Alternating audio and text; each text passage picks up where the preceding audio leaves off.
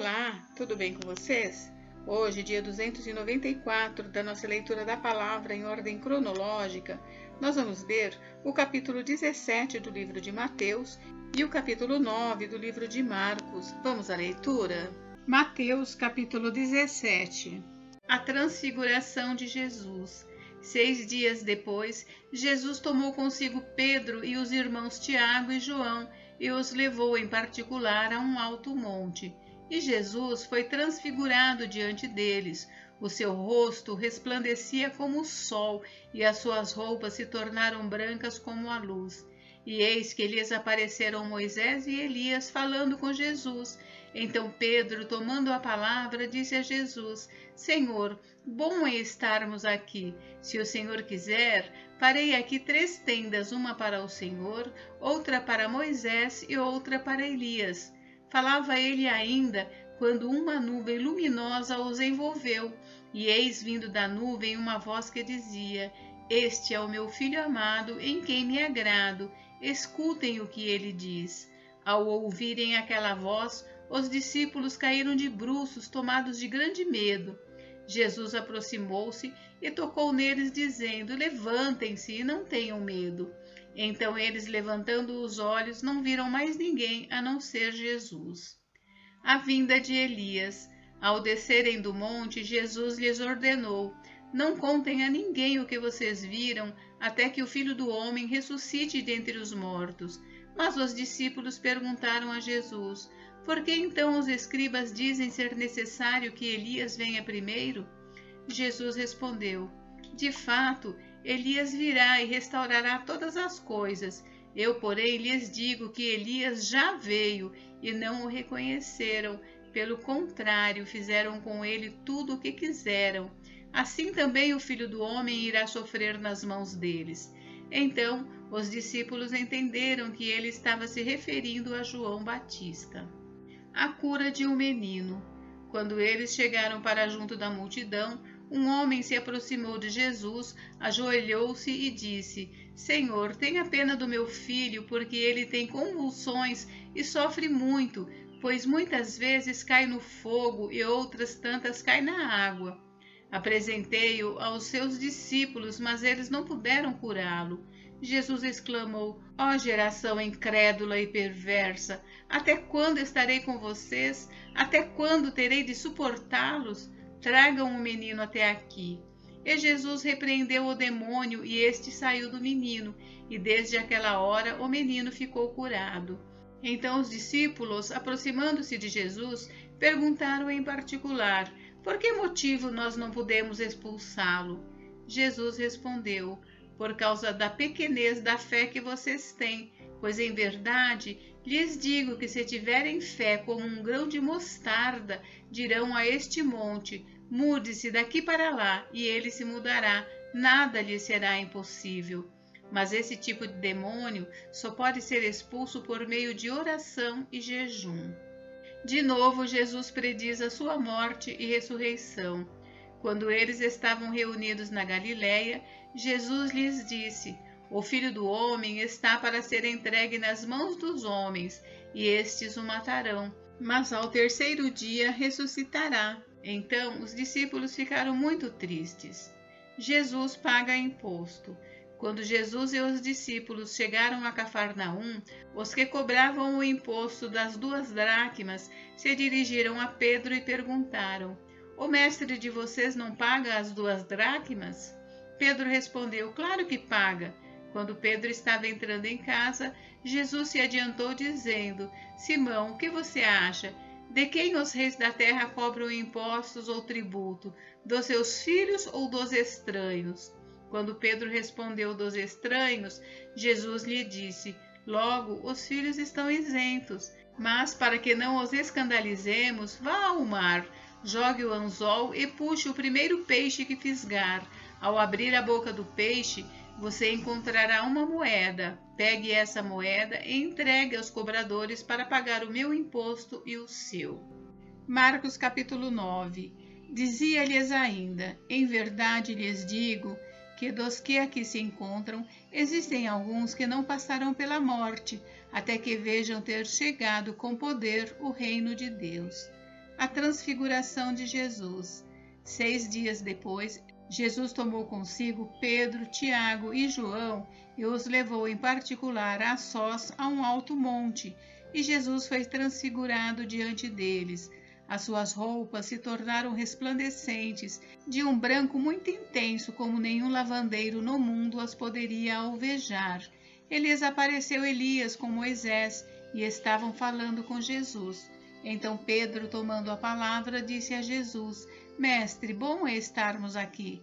Façamos 3 tendas, uma para o Senhor, outra para Moisés e outra para Elias, pois não sabia o que dizer por estarem eles apavorados. A seguir, veio uma nuvem que os envolveu, e dela veio uma voz que dizia: Este é o meu filho amado, escutem o que ele diz.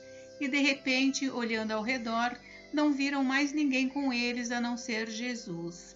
A vinda de Elias. Ao descerem do monte, Jesus lhes ordenou que não divulgassem as coisas que tinham visto, até o dia em que o Filho do Homem ressuscitasse dentre os mortos. Eles guardaram a recomendação, perguntando uns aos outros o que seria esse ressuscitar dentre os mortos. Então perguntaram a Jesus: por que os escribas dizem ser necessário que Elias venha primeiro? Jesus respondeu: Elias, vindo primeiro, restaurará todas as coisas, como então está escrito sobre o Filho do Homem, que sofrerá muito e será desprezado. Eu, porém, lhes digo que Elias já veio, e fizeram com ele tudo o que quiseram, como está escrito a respeito dele. A cura de um menino.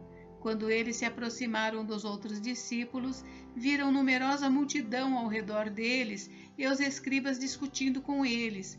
E logo toda a multidão, ao ver Jesus, ficou surpresa e, correndo até ele, o saudava. Então Jesus perguntou: o que é que vocês estão discutindo com eles? E um do meio da multidão respondeu: Mestre, eu trouxe até o Senhor o meu filho, que está possuído de um espírito mudo. E este, sempre que se apossa dele, lança-o por terra, e ele espuma, range os dentes e vai definhando. Pedi aos seus discípulos que o expulsassem, mas eles não puderam. Então Jesus exclamou: Ó geração incrédula, até quando estarei com vocês? Até quando terei de suportá-los? Tragam o menino até aqui. E eles o trouxeram.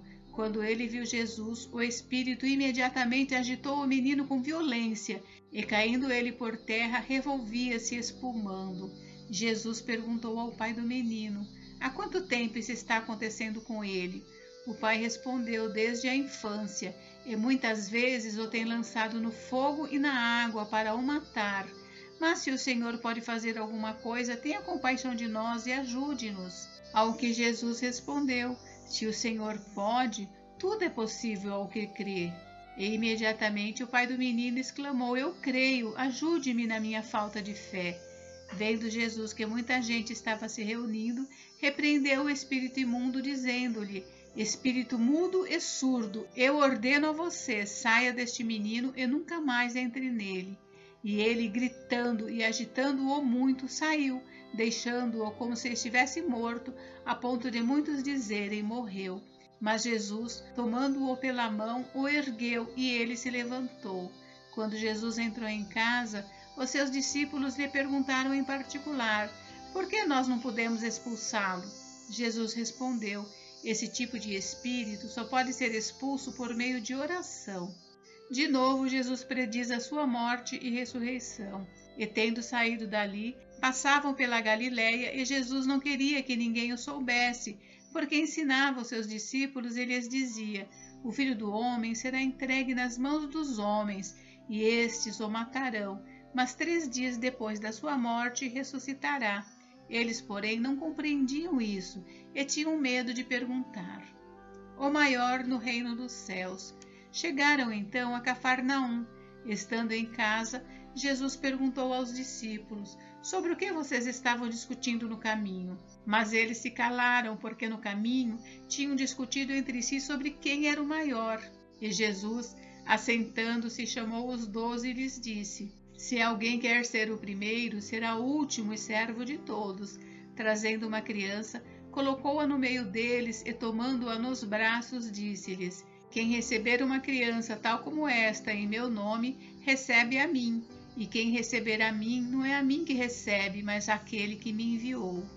Quem não é contra nós, é por nós. João disse a Jesus: Mestre, vimos um homem que expulsava demônios em seu nome, mas nós o proibimos de fazer isso, porque não nos seguia.